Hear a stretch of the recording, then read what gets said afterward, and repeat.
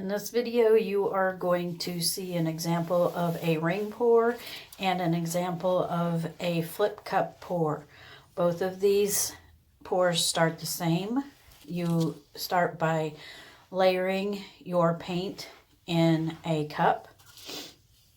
These two canvases both are 8x10 canvases. With an 8x10 canvas, I never use more than 4 colors. Sometimes I use 3. You can also use 2, but I would never go more than 4 colors because an 8x10 canvas is not that big and you don't want your paint to become muddied and all look brown. So with the ring pour, and I'm not doing a great job here, but with the ring pour, you're going to pour your paint out of the cup and use your wrist to make a circular motion. Once you've got your puddle of rings as big as you like it, then you can start tilting your canvas. Now, the faster you tilt it, the more stretched out your rings are going to become. I'm not a patient person. I always end up tilting it faster than I would like, but it still turns out really nice. If you do tilt it slower, you're going to keep your rings more. They're just going to become larger rings. Now, since I did not paint these with a background or start with a base color, I am making sure the whole canvas is covered with my paint. And you'll see I got a little bit of paint on the white canvas there. Not a big deal. I will wipe it off before I start with that, and it'll just get covered up with the paint. Underneath my canvases, I have giant push pins. That's what I use to hold it up off of the surface.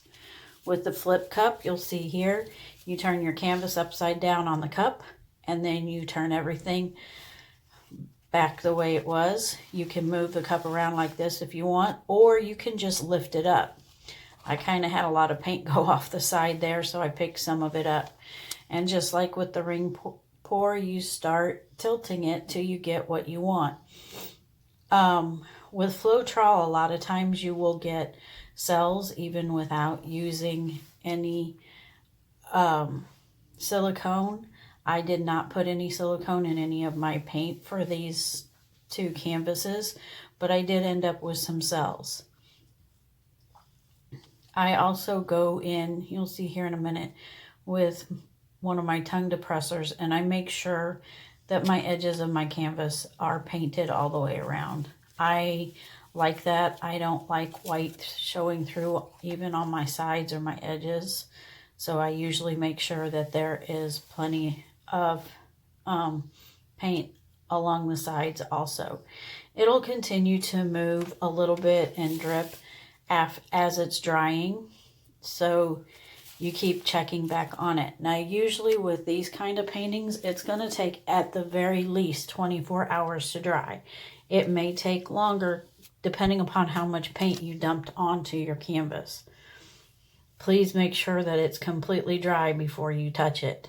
I usually seal my paintings with DuraClear. Depending on what I'm wanting, you can use DuraClear in either a glossy or a matte finish. Now I'm going back over my other painting and getting the sides.